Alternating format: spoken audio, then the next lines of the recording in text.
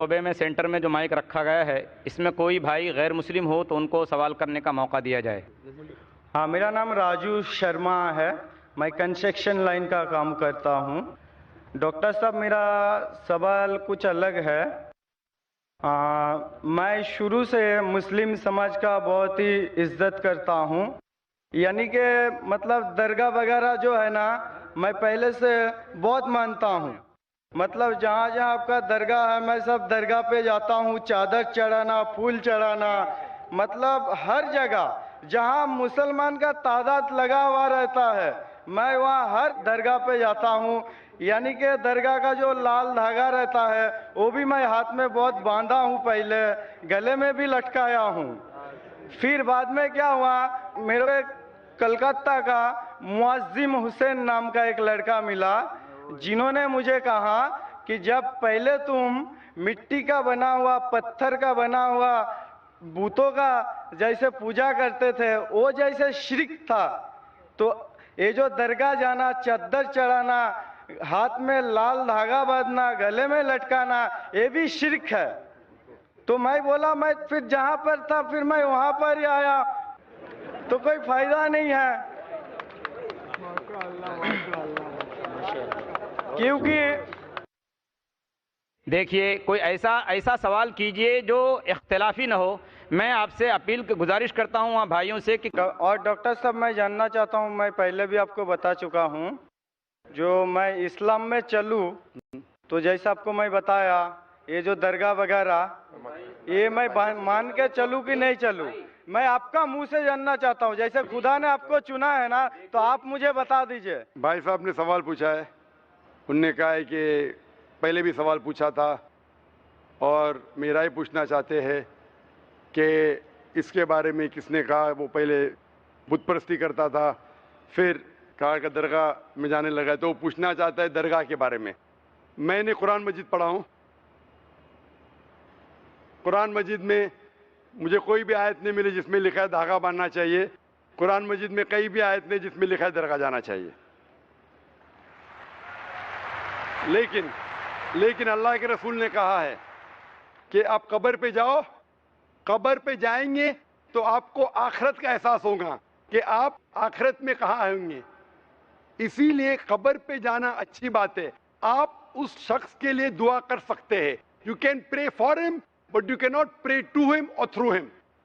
آپ جب کسی کے قبر پہ جاتے ہیں تو قبر پہ جا کے اس کے لیے دعا کر سکتے ہیں، اس کو یا اس کے ذریعے نہیں کر سکتے۔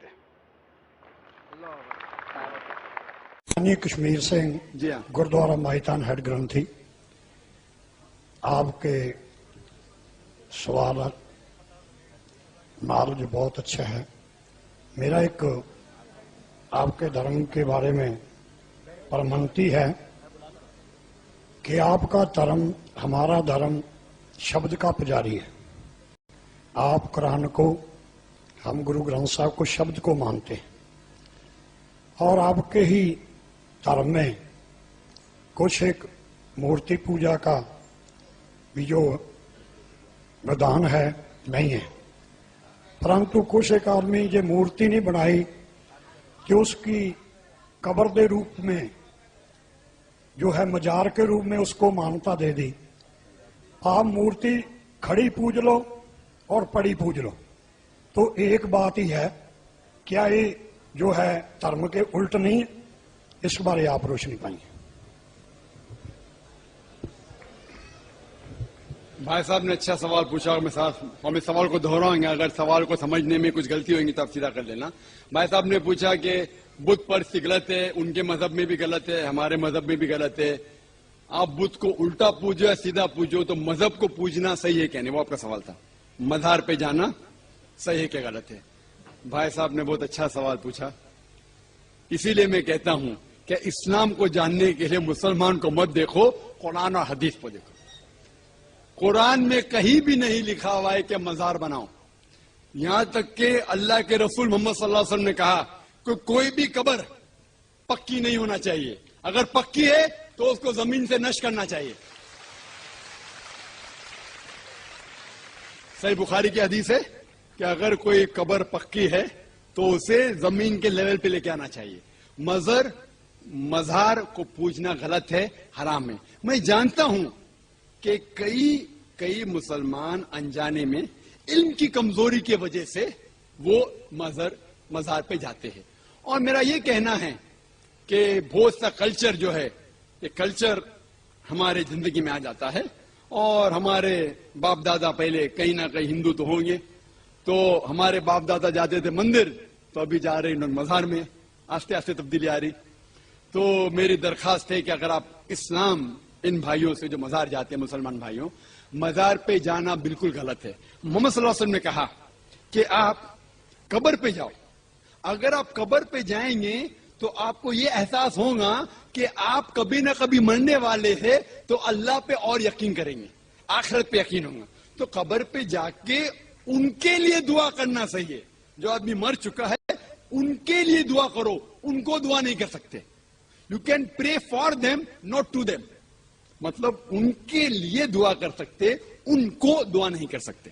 آپ سمجھ رہے؟ وہ بیچارہ شخص مر گیا ہے, اچھا شخص تھا, اس کے لیے دعا کر سکتے اللہ اسے جنت فردوس دے, انہیں نعمت دے, انہیں معاف کرے, وہ تک ٹھیک ہے. لیکن جا کے یہ بولے کہ میرے ایگزامینیشن میں میرے نمبر کم ہے تو بابا نمبر اچھے کر لو, یہ بالکل حرام ہے. شفا, قرآن مجید میں کم از کم 25 آیتیں ہیں جس میں لکھا ہے شفا. شفا مطلب سفارش, وسیلہ حرام ہے. 2 آیت میں لکھا ہوا ہے صرف ان کو اجازت ہے جو اللہ تعالیٰ آخرت میں ان کو اجازت دیں گے. محمد صلی اللہ علیہ وسلم. جی بھائی, مائک نمبر 1 سے سوال کریے. میرا نام مکند دو ہے, بے روزگار ہوں. آپ نے بولا ہے کہ جو اسلام قبول کرتا ہے اسے ہزاروں گنا معاف ہو جاتا ہے, مگر میرے حساب سے سب کا مالک ایک ہے, اور ایک مالک ہوتے ہوئے کس کو یہ نظر سے دیکھتا ہے اور کس کو وہ نظر سے دیکھتا ہے. ہندوؤں کو معاف نہیں کرے گا اور جو اسلام دھرم سویکار کرتا ہے اس کو معاف کر دے گا. ایک کون سا اوپر والے کا قانون ہے جو میری سمجھ میں نہیں آ رہا ہے. بہت اچھا سوال, بہت اچھا سوال. مالک ایک تو سارے انسانوں کے لیے عدل بھی ایک ہوتا ہے. بہت اچھا سوال, بہت اہم سوال. بھائی کا سوال ہے کہ یہ کدھر کا مسلمانوں کو معاف کرتا ہے, ہندو کو نہیں معاف کرتا ہے. میں نے آپ سے کہا کہ جو انسان نام کا مسلمان ہے, اس کا نام محمد عبداللہ ذاکر ہے, تو وہ کافی نہیں جنت میں جانے کے لیے. مسلم کا مطلب وہ انسان جو امن حاصل کرتا ہے اپنی خواہش, اپنی مرضی سے خدا کے احکامات پہ عمل کرنے کے بعد. یعنی جو انسان اپنے مالک کے احکامات پہ عمل کرتا ہے وہ سچا انسان ہے. وہ نام کا کیا ہے اس کا میں کوئی لینا دینا نہیں. یہاں میں کہہ رہا ہوں کہ جو انسان اللہ کے علاوہ کسی کے ساتھ شرک کر رہا تھا, آج شرک کرنا چھوڑ دیا, آج اس کے گناہ معاف ہوں گے. چاہے کوئی بھی ہو. آپ بھی اگر کہتے کہ میں شرک کرنا چھوڑ دوں گا, اللہ کے علاوہ کسی اور کی عبادت نہیں کروں گا جو ہندو مذہب کی کتاب میں لکھا ہے, اور میں مانوں گا آخری پیغمبر محمد صلی اللہ علیہ وسلم میں, چاہے آپ عیسائی ہے, چاہے آپ ہندو ہے, چاہے آپ یہودی ہے, آج آپ اگر اپنے مالک کا کہنا مانیں گے تو آپ کا مالک آپ کو معاف کرے گا. لیکن اگر آپ کہیں گے میرا مالک ایک, لیکن مالک کا کہنا نہیں مانیں گے تو مالک کیسا معاف کریں گا؟ مثال کے طور پہ ایک ایگزامینیشن ہوتا ہے, ٹیچر سارے طالب علم کے لیے برابر ہے.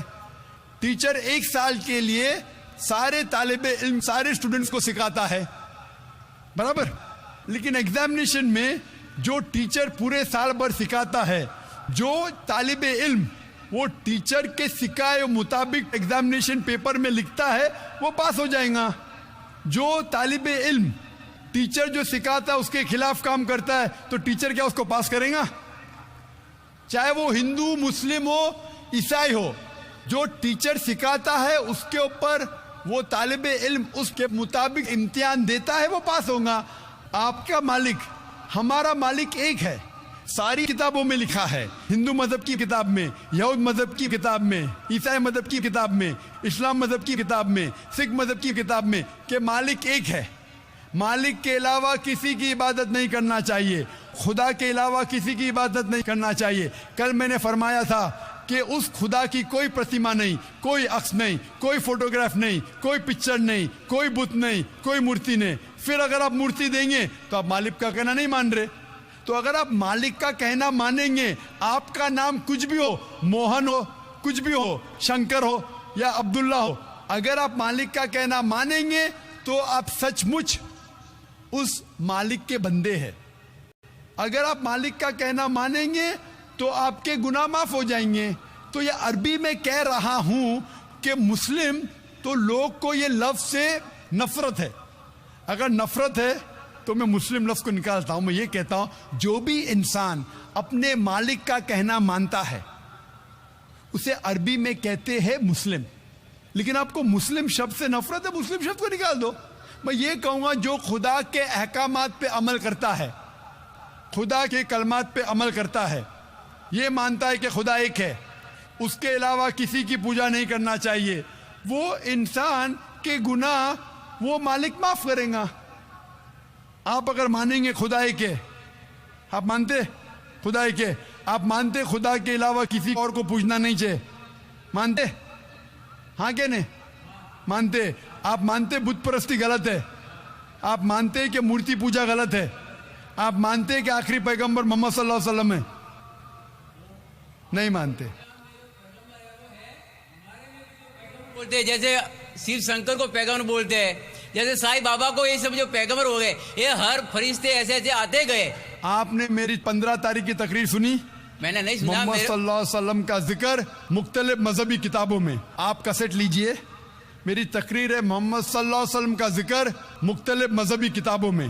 اس میں میں نے ثابت کیا ہوں کہ مذہبی کتاب بدلنے کے باوجود سب مذہبی کتاب میں لکھا ہے کہ آخری پیغمبر آنے والے ہیں. اس آخری پیغمبر کا نام ہے محمد صلی اللہ علیہ وسلم. آپ ہندو مذہب سے تعلق رکھتے؟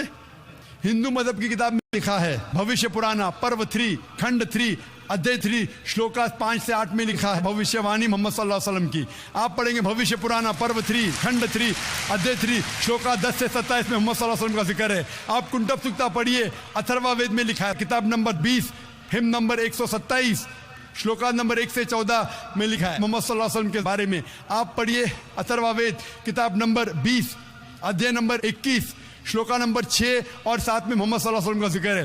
محمد صلی اللہ علیہ وسلم کا ذکر ہے سام وید میں احمد جیسا, سام وید اتر چک منترا نمبر 1500 لکھا ہے. یجروید میں ادھیائے نمبر 31 شلوکا نمبر 18 میں.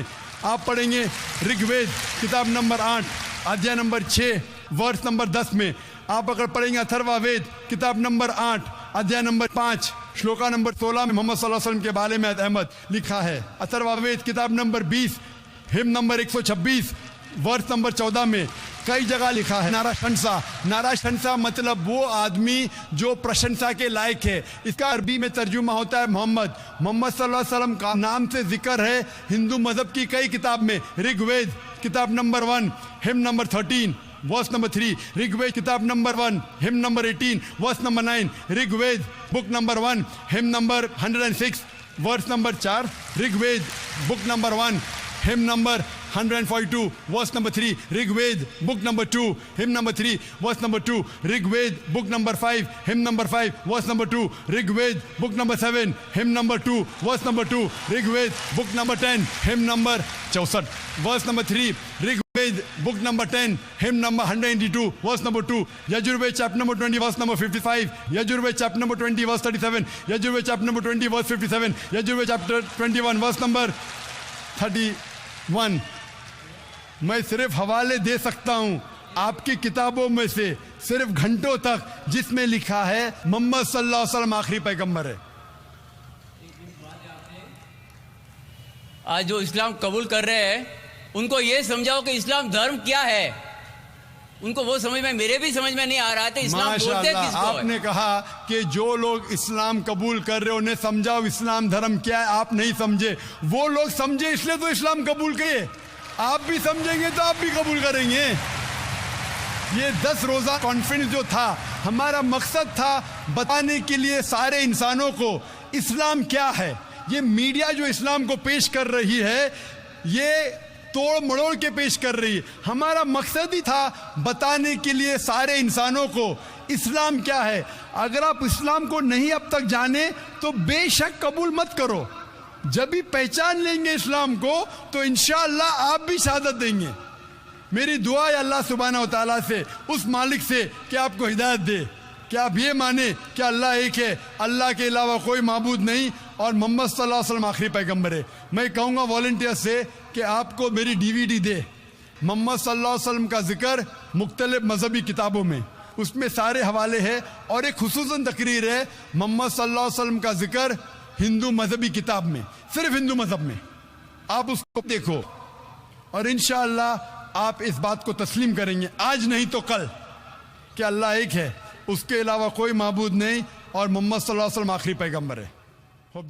اس کے باوجود آپ اللہ کو دوشی نہیں ٹھہرا سکتے. آپ یہ پوچھ سکتے کہ اللہ نے کیوں مجھے ہندو خاندان میں پیدا کیا؟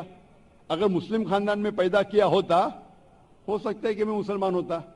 اللہ تعالیٰ فرماتے ہیں قرآن مجید میں سورہ فرقان میں سورہ نمبر 25 کہ اللہ اگر چاہے تو سارے انسانوں کو مسلمان بنا سکتا ہے. لیکن پھر ٹیسٹ کیا ہے؟ اگر ٹیچر چاہے تو سارے اسٹوڈنٹ کو پاس کر سکتا ہے, لیکن ٹیسٹ کیا؟ ٹیسٹ وہ ہوتا ہے کہ ٹیچر صحیح تعلیم دینے کے بعد امتحان لیتا ہے, جو آدمی صحیح جواب دیتا ہے وہ پاس ہوتا ہے, جو غلط دیتا ہے فیل ہوتا ہے. تو اللہ تعالیٰ نے سارے انسانوں کو اپنا آخری پیغام دے چکا ہے قرآن مجید. اس کے بعد اگر انسان اس پہ عمل کرتے تو پاس ہوتے, عمل نہیں کرتے تو فیل ہوتے. اور اگر آپ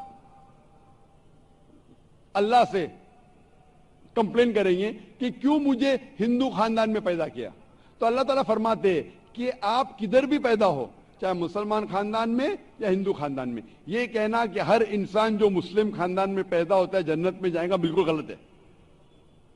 صرف مسلمان خاندان میں پیدا ہونے کے بعد اور مسلم نام رکھنے سے انسان جنت میں نہیں جاتا ہے. جنت میں جانے کے لیے ایک اللہ میں ماننے کے علاوہ, اللہ کے رسول میں ماننے کے علاوہ ان کے احکامات پہ عمل کرنا چاہیے. ہر مسلم عمل تو نہیں کرتا ہے, تو ہر انسان جو مسلم خاندان میں جائے گا, جو مسلم خاندان میں پیدا ہوتا ہے, وہ جنت میں نہیں جائے گا.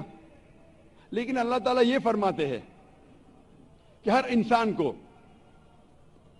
سورہ فصلت میں سورہ نمبر 41 آیت نمبر 53 اللہ تعالیٰ فرماتے سنوریم آیاتنا فی الآفاق وفی انفسہم حتی یتبین انہ الحق, کہ بہت جلدی ہم آپ کو اپنی نشانیاں دکھائیں گے. اللہ تعالیٰ فرما رہے انسانوں سے کہ جلد ہم آپ کو ہماری نشانیاں دکھائیں گے ہورائزنز میں, تاکہ آپ پہ واضح ہو جائے کیا حق ہے, کیا اللہ ایک ہے, اللہ کے علاوہ کوئی معبود نہیں. لیکن حق ظاہر ہونے کے بعد ہر انسان اس پہ عمل کرنا ضروری نہیں.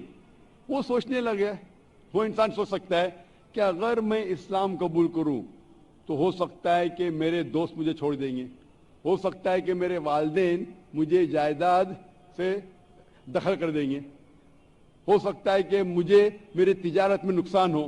تو یہ سب چیزیں انسان کو بہت بار بھٹکاتی ہے اور حق قبول کرنے سے روکتی ہے. لیکن آخرت کے دن کے اوپر آپ یہ اللہ سے کمپلین نہیں کر سکیں گے کہ مجھے کسی نے بھی اسلام کے بارے میں نہیں کہا.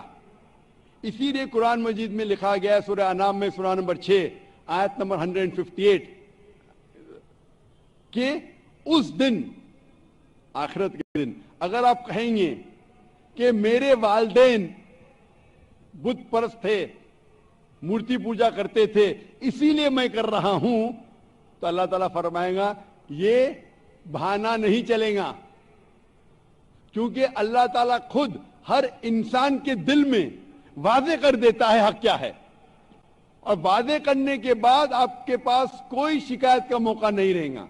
اور آپ کو بھی, آپ آج اس مجلس میں آ چکے ہیں اور میں نے لاکھوں لوگ کے سامنے آپ کو واضح کیا ہے کہ خدا ایک ہے, اس کے علاوہ کوئی معبود نہیں, اور محمد صلی اللہ علیہ وسلم اس کے آخری پیغمبر ہے. اگر آج آپ اس بات کو نہیں مانیں گے تو کل آپ یہ کمپلین نہیں کر سکیں گے, آپ شکایت نہیں کر سکیں گے اللہ سے کہ مجھے پتا نہیں تھا. باقی لوگ کر سکیں گے کہ نہیں وہ بعد میں دیکھا جائے گا. آپ تو اللہ تو واضح کر دیا کس کے ذریعے پتا نہیں, لیکن آج میرے ذریعے تو کر رہا ہے آپ کو, اور اتنے لاکھوں لوگ شہادہ دے رہے اور کروڑوں لوگ ٹیلی ویژن پہ دیکھ رہے آپ کو. تو ابھی آپ کے پاس کوئی بہانہ نہیں, کوئی شکایت نہیں یہ کہنے کے لیے کہ میں مسلمان خاندان میں پیدا نہیں ہوا اس لیے میں نے اس دھرم کو ایکسپٹ نہیں کیا. میں آپ سے پوچھنا چاہتا ہوں بھائی صاحب, آپ مانتے ہیں کہ خدا ایک ہے؟ وہ تو ہے. آپ مانتے ہیں خدا ایک ہے؟ ہاں. آپ مانتے ہیں کہ بت پرستی غلط ہے؟ پر کون سا خدا ہے وہ پتا نہیں. نہیں, مورتی پوجا صحیح ہے کیا غلط ہے آپ کے حساب سے؟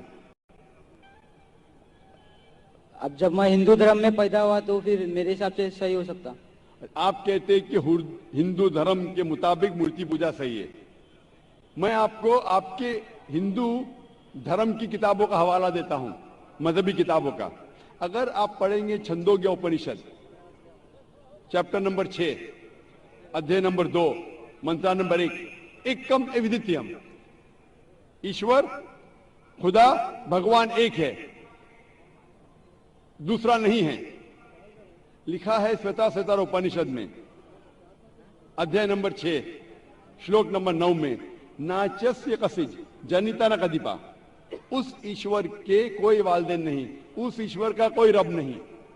مطلب ایشور کا, بھگوان کا کوئی والد نہیں, کوئی والدہ نہیں, اس کے اوپر کوئی نہیں. اور صاف طور پہ لکھا گیا ہے سویتا سیتار اپنشد میں ادھیائے نمبر 4 منترا نمبر 19 میں, نہ تस्य پرتیما استی, اس ایشور کی, اس بھگوان کی, اس اللہ کی کوئی پرتیما نہیں, کوئی عکس نہیں. عکس پرتیما جو سنسکرت لفظ ہے اس کے معنی ہے عکس. خدا کا کوئی پرتیما نہیں, کوئی عکس نہیں, کوئی فوٹوگراف نہیں, کوئی پینٹنگ نہیں, کوئی پورٹریٹ نہیں, کوئی مورتی نہیں, کوئی بت نہیں. اور یہ پیغام دہرایا گیا ہے یجروید میں ادھیائے نمبر 32 منترا نمبر 3 میں, جس میں لکھا ہے نا تسر پرتیما استی, اس ایشور, اس بھگوان, اس اللہ کی کوئی پرتیما نہیں, کوئی عکس نہیں, کوئی پکچر نہیں, کوئی پینٹنگ نہیں, کوئی پورٹریٹ نہیں, کوئی بت نہیں, کوئی مورتی نہیں. صاف طور پہ آپ کے مذہبی کتاب میں لکھا ہے کہ مورتی پوجا غلط ہے. اور ہندوازم کا برہما سوترا ہے, ایکم برہم دیوتیا ناستے نینا ناستے کنچن, بھگوان ایک ہی ہے دوسرا نہیں ہے, نہیں ہے, نہیں ہے, ذرا بھی نہیں ہے. ابھی میں آپ سے پوچھتا ہوں بھائی صاحب, جب آپ کے مذہبی کتاب میں صاف طور سے لکھا ہوا ہے کہ مورتی پوجا غلط ہے, تو پھر بھی آپ مانتے ہیں کہ مورتی پوجا صحیح ہے؟ نہیں. آپ مانتے ہیں کہ مورتی پوجا صحیح ہے غلط ہے؟ پھر غلط ہے. آپ مانتے ہیں کہ خدا ایک ہے؟ ہاں. آپ مانتے ہیں کہ مورتی پوجا غلط ہے؟ ہاں. آپ مانتے ہیں کہ اس خدا, اس ایشور, اس اللہ کے آخری پیغمبر محمد صلی اللہ علیہ وسلم ہے؟ سر بٹ اور ایک کوشچن ہے. سوری, بٹ ایک کوشچن ہے, میں ایک سوال ہے سر. آپ کا ایک سوال ہے؟ ہاں. ٹھیک ہے, پوچھ سکتے ہیں آپ. اگر میں مسلمان بن گیا اور ایسا تو انسان کو بھوت ہی بھڑکاتا نا. جس اگر آپ مسلمان بن گئے تو انسان کو تو بھوت ہی بھڑکاتا نا. آپ کی آواز ذرا صاف نہیں آ رہی. شیطان ہی بھڑکاتا نا انسان کو. آپ اگر مسلمان بن گئے تو وہ نہیں, انسان کو تو شیطان ہی بھڑکاتا نا. انسان کو شیطان بھڑکاتا ہے؟ ہاں. تو اگر میں مسلمان بن گیا اور غلط کام کیا تو میرے واسطے مسلمان کا نام خراب ہوا, تو اللہ کیا مجھ کو معاف کریں گے؟ بھائی صاحب کا سوال جو سمجھ میں آ رہا ہے مجھے, میں درخواست کروں گا آڈیو ٹیکنیشین سے اگر میں مانیٹر اسپیکر کو صاف کر سکے. آڈینس کو صاف سننے میں آ رہا ہے, مجھے سننے میں نہیں آ رہا ہے کیونکہ مین اسپیکر آپ کے طرف ہے. تو میں ریکویسٹ کروں گا آڈیو ٹیکنیشین سے کہ اگر جو مانیٹر اسپیکر اسے صاف کرے. بھائی صاحب کا سوال ہے کہ انسان کو اکثر شیطان بھڑکاتا ہے, اگر میں مسلمان بن گیا اور شیطان مجھے بھڑکایا اور میں غلط کام کیا تو کیا اللہ تعالیٰ مجھے معاف کرے گا؟ بھائی صاحب کا اچھا سوال ہے کہ اگر وہ اسلام قبول کیا اور شیطان نے بھڑکایا, اس نے غلط کام کیا, تو کیا اللہ معاف کریں گا؟ دو چیزیں ہیں. ایک انسان ہے جو اسلام قبول ہی نہیں کرتا ہے. جو انسان اسلام قبول ہی نہیں کرتا ہے, نہیں مانتا ہے کہ خدا ایک ہے, بت پرستی کرتا ہے, اللہ کے آخری پیغمبر محمد صلی اللہ علیہ وسلم نہیں مانتا ہے, اس کے لیے 100% وہ جنت میں نہیں جا سکتا ہے. 100%, کیونکہ وہ ایشور کے علاوہ دوسرے کی اس کی عبادت کرتا ہے. دوسری طرف ایک انسان ہے جو مانتا ہے کہ ایک اللہ ہے, مانتا ہے کہ مورتی پوجا غلط ہے, مانتا ہے کہ محمد صلی اللہ علیہ وسلم آخری پیغمبر ہے, اور غلط کام کرتا ہے. ہو سکتا ہے کہ جھوٹ بولتا ہے, ہو سکتا ہے کہ وہ چوری کرا, ہو سکتا ہے وہ شراب پی رہا ہے. یہ غلط ہے, حرام ہے. لیکن پھر بھی اگر وہ بت پرستی نہیں کرتا ہے, اللہ تعالیٰ فرماتے سورہ نساء میں سورہ نمبر 4 آیت نمبر 48 میں, اور سورہ نساء سورہ نمبر 4 آیت نمبر 116 میں, کہ اللہ اگر چاہے تو آپ کے کوئی بھی گناہ کو معاف کر سکتا ہے, لیکن شرک کو کبھی نہیں معاف کریں گا. تو شرک کے علاوہ, بت پرستی کے علاوہ, مورتی پوجا کے علاوہ اگر آپ دوسرے گناہ کریں گے تو اللہ تعالیٰ معاف کر سکتا ہے. آپ کے پھر بھی چانسز ہے کہ آپ جنت میں جا سکتے ہیں. لیکن اگر بت پرستی کرتے ہوئے آپ مریں گے تو آپ کو جنت میں جانے کے کوئی بھی چانس نہیں ہے. اسی لیے اللہ تعالیٰ فرماتے ہیں کہ جب میرے بندے سارے دن گناہ کرتے ہیں, غلط کام کرتے ہیں, لیکن جب رات کو توبہ کرتے ہیں تو میں انہیں معاف کر لیتا ہوں. میرے بندے اگر رات کو گناہ کرتے ہیں اور دن میں توبہ کرتے ہیں تو میں انہیں معاف کر لیتا ہوں, کیونکہ اللہ سبحانہ و تعالی رحمان اور رحیم ہے. وہ رحمت والا ہے اور کرم کرنے والا ہے. آپ اگر غلطیاں کریں گے, اگر شیطان بھڑکائیں گا تو پڑھو اعوذ باللہ من الشیطان الرجیم. جب آپ کو پتا چلے گا آپ نے غلطی کی, اللہ سے توبہ کرو, دعا کرو کہ پھر سے وہ چیز نہیں کریں گے, اور اچھی نیت سے پھر سے اللہ کی طرف پلٹتے, اللہ تعالیٰ معاف کرے گا. پھر سے آپ گناہ کریں گے, پھر سے معافی مانگو. اللہ رحمان اور رحیم, جب بھی معافی مانگو سچے دل سے مانگو, انشاءاللہ اللہ آپ کو معاف کریں گا. اور اگر آپ بت پرستی سے دور ہے, یہ سب سے بڑا گناہ ہے, تو آپ کے ہائی چانسز ہے کہ آپ جنت میں جائیں گے. جی بھائی صاحب آپ اپنا سوال کریں, غیر مسلم بھائی کو ترجیح دی جائے گی. I am Wasim Bhandari. I am from Bijapur, Karnataka. I asked one of my friends to come to this program, but he said, I cannot come, but I have a question, and you asked this question to Dr. Zakir Naik. So the question goes like this. وہ پوچھتے ہیں کہ قرآن میں ایک جگہ بولتے ہیں کہ ہر ایک چیز کا حساب لیا جائے گا, and just now you said, اور یہ کوشچن وہ بھی بولتا ہے کہ اگر اللہ چاہیں گا تو ہر گناہ کو معاف کر کے جنت میں داخل کریں گا. So isn't it a contradiction? This is why he is asking, because I said there is no contradiction in the glorious Quran, and this has been said by Dr. Zakir Naik, and I assure you that there is no contradiction. Thank you.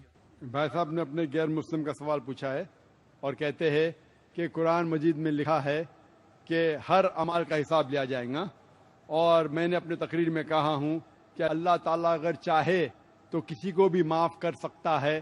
تو یہ contradiction ہے کہ نہیں؟ جو لوگ کو قرآن کے بارے میں علم نہیں ہے ان کو غلط فہمی ہو سکتی کہ کانٹرڈکشن ہے. جب اللہ تعالیٰ فرماتے, کئی جگہ اللہ تعالیٰ نے فرمایا کہ ذرہ بھر اگر آپ نے نیک کام کیا ہے تو اللہ تعالیٰ اس کا حساب لیں گا, اور ذرہ بھر غلط کام کیا اس کا حساب لیں گا, اس میں کوئی شک نہیں. لیکن ساتھ ساتھ یہ بھی لکھا ہے کہ اگر اللہ چاہے تو آپ کو معاف کر سکتا ہے. لیکن اللہ صرف ایسا نہیں چاہتا ہے کہ یہ آدمی اچھا دکھتا ہے تو اس کو معاف کر دوں, یہ آدمی کا شکل بری ہے تو اس کو معاف نہیں کروں گا, یہ آدمی گورا ہے تو معاف کروں گا, یہ آدمی کالا ہے تو معاف نہیں کروں گا. تو پھر اللہ سبحانہ و تعالیٰ انجسٹ ہوں گے. معاف کرنے کی بھی کرائیٹیریا ہے, اور اللہ تعالیٰ قرآن مجید میں یہ بھی فرماتا ہے اگر میرا بندہ توبہ کرتا ہے تو میں اسے معاف کروں گا. توبہ کرنے کے شرائط ہے, توبہ کرنے کے شرائط ہے کہ اگر کوئی آدمی غلط چیز کرتا ہے تو پہلے اسے ماننا چاہیے کہ وہ غلط ہے. نمبر 2, اس غلط کام کو روکنا چاہیے. نمبر 3, اس غلط کام کو پھر سے نہیں دہرانا چاہیے. نمبر 4, اگر وہ غلطی کو انڈو کر سکے, اس غلطی کو واپس سے انڈو کر سکے. مثال کے طور پہ اگر کوئی شخص چوری کرتا ہے 1000 روپیہ, وہ واپس دے سکتا ہے, اسے واپس دینا چاہیے. تو اگر وہ توبہ کرتا ہے اور چاروں شرطوں پہ نکلتا ہے تو اللہ تعالیٰ اسے معاف کرے گا. اس کا مطلب کانٹرڈکشن نہیں ہے, کیونکہ اللہ تعالیٰ رحمان اور رحیم ہے.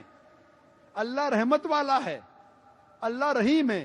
اسی لیے اللہ سبحانہ و تعالیٰ انسانوں کو موقع دیتا ہے کہ اگر آپ غلطی کریں گے آپ کو معافی مانگنے کا موقع دیا جائے گا. اور اللہ تعالیٰ اگر ہر انسان کی چھوٹی غلطی پکڑے اور اگر ایک بھی غلطی کو معاف نہیں کرے تو اللہ کے رسول کے حساب سے کوئی بھی انسان جنت میں نہیں جائے گا. اسی لیے ہر سورے کے پہلے بسم اللہ الرحمن الرحیم ہے. سورہ توبہ سورہ نمبر 9 چھوڑ کے ہر سورے کے پہلے لکھا ہے بسم اللہ الرحمن الرحیم, اللہ کے نام سے جو رحیم اور رحمت والا ہے. کیونکہ اللہ سبحانہ و تعالیٰ دیالو ہے, ہی از لونگ, ہی از مرسیفل, ہی از بینیفیشنٹ. اس میں کوئی کانٹرڈکشن نہیں. اللہ سبحانہ و تعالیٰ میں موقع دے رہا ہے توبہ کرنے کا اور صحیح راستے پہ آنے کا. Hope that answers the question.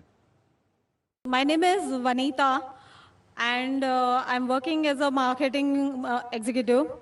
مجھے سے پوچھنا تھا کہ میں نے سنا ہے one of my Muslim friend سے کہ آفٹر ڈیتھ سارے مسلمز جو ہے وہ ہیون میں جاتے ہیں and whoever is non-Muslim will go to hell. So I wanted a clarification on this point کہ ہر ایک کی آفٹر ڈیتھ جو ڈیسائیڈ ہوتا ہے وہ اپنے کرم پر ہوتا ہے. تو مجھے اس بات کے اوپر کلیریفیکیشن چاہیے تھے کہ why all Muslim will go to heaven and non Muslim will go to hell. If at all we do good deeds, like if non-Muslim also does good deeds, why they will go to hell? بہن نے اچھا سوال پوچھا ہے کہ ان کی ایک سہیلی نے کہا کہ مسلمان آخرت میں جنت میں جائیں گے, غیر مسلم دوزخ میں جائیں گے. مسلم مطلب وہ جو امن حاصل کرتا ہے, اللہ سبحانہ و تعالیٰ کے احکامات کے مطابق چلتا ہے, قرآن اور صحیح حدیث پہ عمل کرتا ہے, اسے کہتے ہیں صحیح مسلم. یہ بالکل صحیح ہے کہ جو عملی طور پہ صحیح مسلمان ہے وہ انشاءاللہ جنت میں جائے گا. لیکن آپ کا سوال تھا کہ جو غیر مسلم اچھے اعمال کرتے ہیں وہ کیوں نہیں جنت میں جائیں گے. بہن, جنت میں جانے کے لیے 4 شرائط ہے. جب میں میرا 10th اسٹینڈرڈ پاس کیا, میں سینٹ پیٹرز اسکول سے فارغ ہوں, جب میں ICSE میں تھا 10ویں میں, میرے ایگزامینیشن میں 6 کمپلسری سبجیکٹس تھے. انگلش, میتھمیٹکس, سائنس, جغرافی, history, Hindi. 6 subjects compulsory. 6 subjects میں پاس ہونا کمپلسری ہے. اسی طریقے سے انسان کو جنت میں جانے کے لیے 4 شرائط ہے. یہ لکھا ہے سورہ العصر میں, سورہ نمبر 103 آیت نمبر 1 2 3, جس میں اللہ تعالیٰ فرماتے والعصر ان الانسان لفی خسر الا الذین آمنوا وعملوا الصالحات وتواصوا بالحق وتواصوا بالصبر. اللہ سبحانہ و تعالیٰ قسم کھا رہے ہے وقت کی, عصر کی, بے شک انسان خسارے میں ہے. صرف وہ لوگ جو 4 چیز میں سفلتا پاتے ہیں وہ لوگ خسارے میں نہیں ہیں. اور یہ 4 چیزیں ایمان, عمل صالحات, وتواصوا بالحق, وتواصوا بالصبر. جس طریقے سے مجھے 10th اسٹینڈرڈ پاس کرنے کے لیے 6 سبجیکٹس میں پاس ہونا کمپلسری ہے.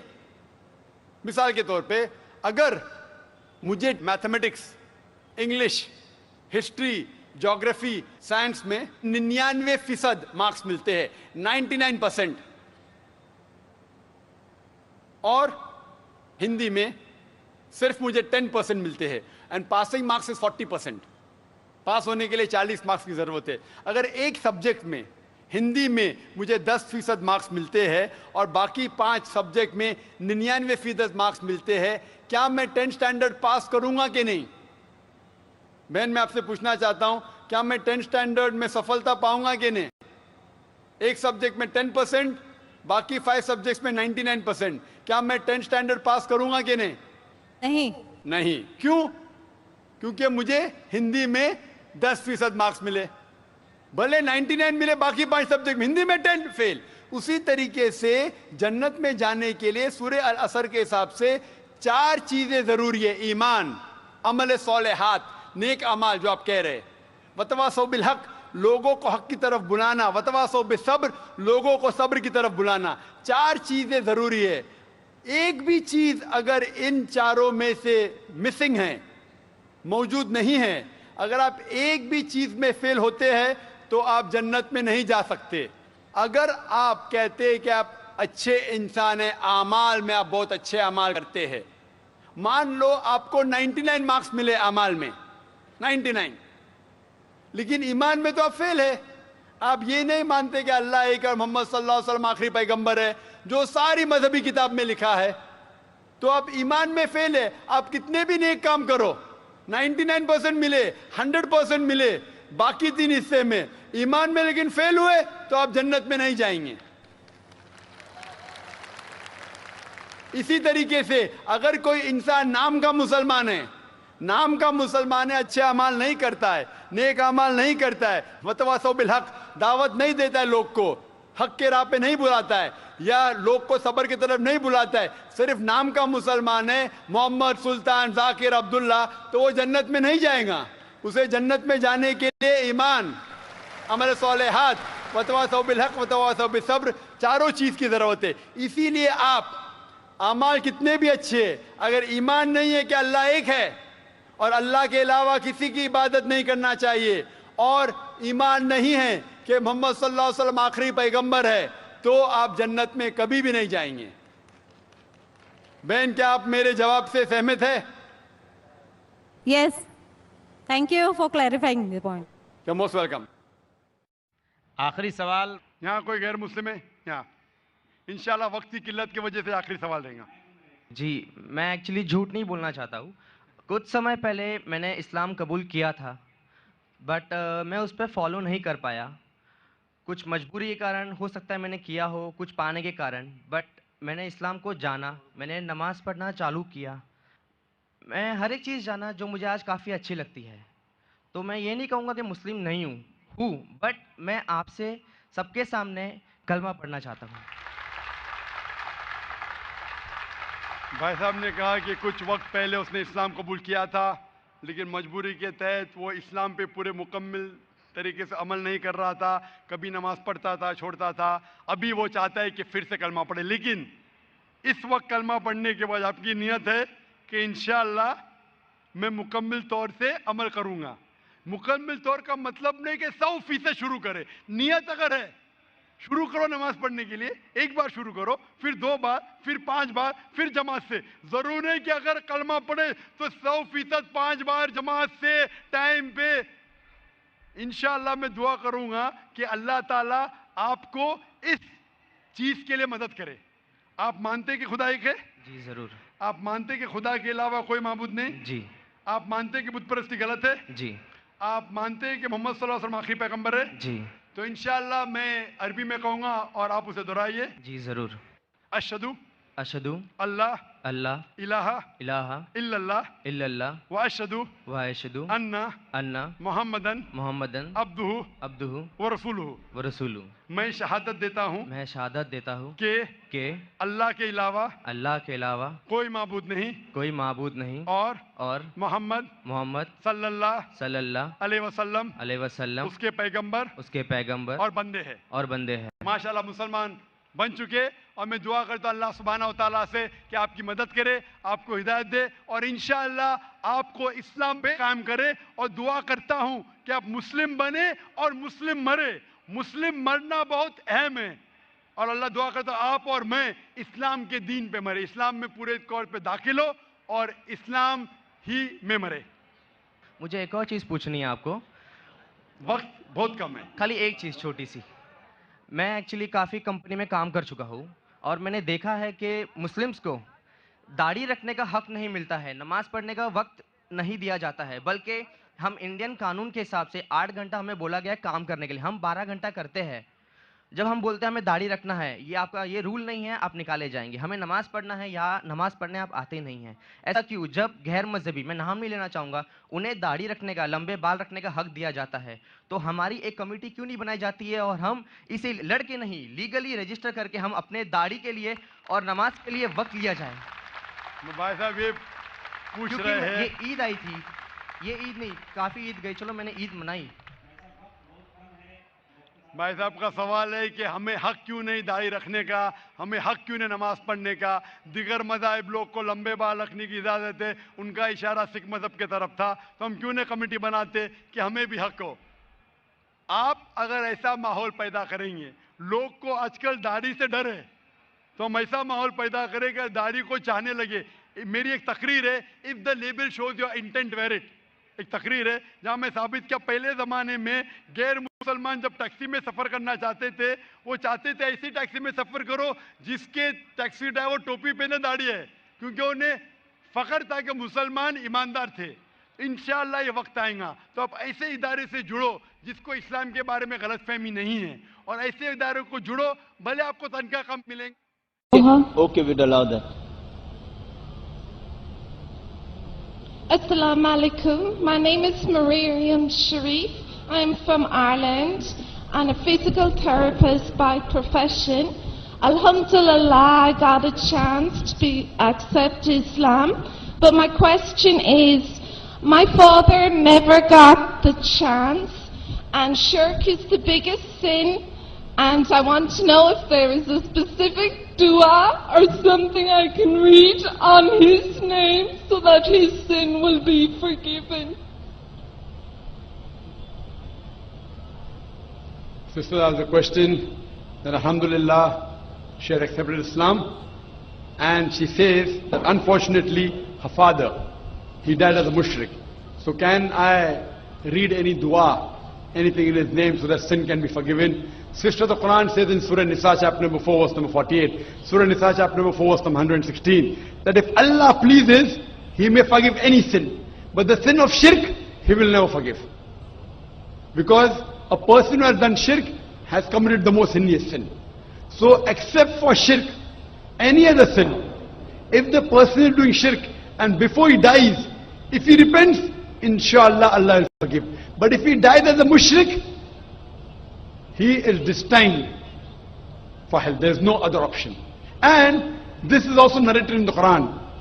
When Ibrahim, may peace be upon him, Prophet Ibrahim, when he prays for his father, who was a mushrik, then a verse was revealed that when the person is alive, you can ask Allah to give hidayah to your parents, to your father, to your mother, to your brother. May Allah guide them to the straight path. But if they die as a mushrik, and if you know they die as a mushrik, you cannot pray for them. You can only pray that, oh my God, oh my Lord Allah, make from my offsprings Muslims who will submit their will to Allah. And this is the dua of Ibrahim alayhi salam.